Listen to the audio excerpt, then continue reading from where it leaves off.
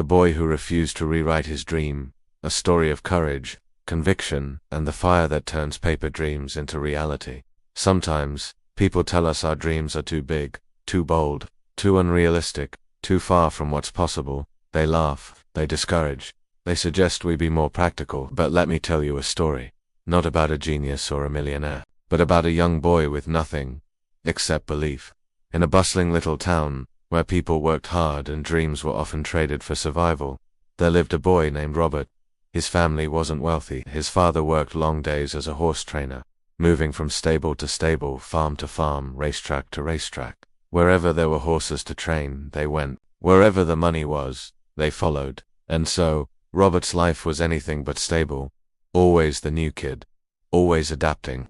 New schools, new teachers, new classmates. Again, and again, and again. But in his heart, Robert carried something solid, a vision. He dreamed not of escaping horses, but of creating a grand horse ranch of his own. Not for money, not for fame, but because it was his dream. And dreams, he believed, were sacred. One day his teacher gave the class a simple assignment. Write an essay about your dreams and goals for the future. Most kids wrote a page or two. Firefighters, doctors, teachers, athletes. But Robert, he poured his soul into it. 7 pages long. He described, in detail, his future 200-acre horse ranch, the stables, the training tracks, the layout of the land, even where the trees would be planted. He included drawings, a blueprint of the ranch, with a 2-story house at the center, surrounded by fields of freedom. It was bold, it was beautiful, it was his. The next day he turned it in with a proud smile, but when he got it back, his heart sank. A big red F glared back at him, and below it, a note, "See me after class." Confused, Robert approached the teacher. "Sir, why did I fail?" The teacher sighed. "Robert, listen. This is an unrealistic dream. Look at your background. You don't have the money. You move around too much. You lack the resources. Dreams like this are meant for other people, not you." He continued, "Rewrite your essay with something more practical, and I'll reconsider your grade." Robert stood there, heartbroken, mind swirling. All that hope, all that effort, reduced to a red letter. That night Robert sat alone, staring at the pages he had written, silent, conflicted, until his father noticed. "What's wrong, son?" he asked. Robert told him everything. The assignment, the grade, the teacher's words. His father listened quietly, then leaned forward and said something that would change everything. "Son, you have to make a decision. If you give up your dream now, just because someone told you it's impossible, then you'll keep giving up every time the world doubts you. But if you hold on to it, no matter how hard, then one day, maybe, just maybe, you'll live it." A week passed. The teacher collected revised essays.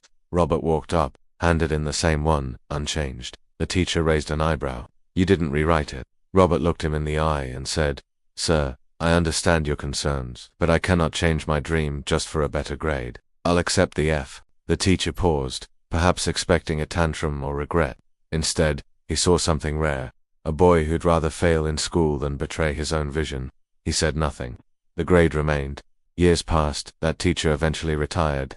One summer, while traveling with former students on a countryside trip, they came across a majestic property. Fields, fences, horses galloping freely, stables that looked like paintings, and a 2-story house at the center, just like the sketch. The sign at the front read, "Silver Ridge Ranch owner Robert Hayes." The teacher stood still, eyes wide, his heart heavy. A man emerged from the stables, tall and smiling. Robert, the same boy whose dream he once failed. They locked eyes, the past flooding in like a wave. The teacher approached, quietly. "Robert, I have something to confess." He paused. "The words hard to say that day. I gave you an F not because I hated your dream, but because I had once dreamed big too. And life taught me that big dreams are for dreamers, not for doers. I didn't want you to suffer the disappointment I felt, so I tried to bring you down before the world could." His voice cracked. "But I was wrong. I told so many kids their dreams were unrealistic, and they believed me, but you didn't." Tears welled in his eyes. "You've reminded me that real dreamers never give up." Robert smiled, not with arrogance, but with gratitude, for the pain that had forged him, and for the dream that had carried him. Inside his house, above the fireplace, hangs a single frame, that original essay, still marked with a red F, not as a symbol of failure, but of faith. Final thought.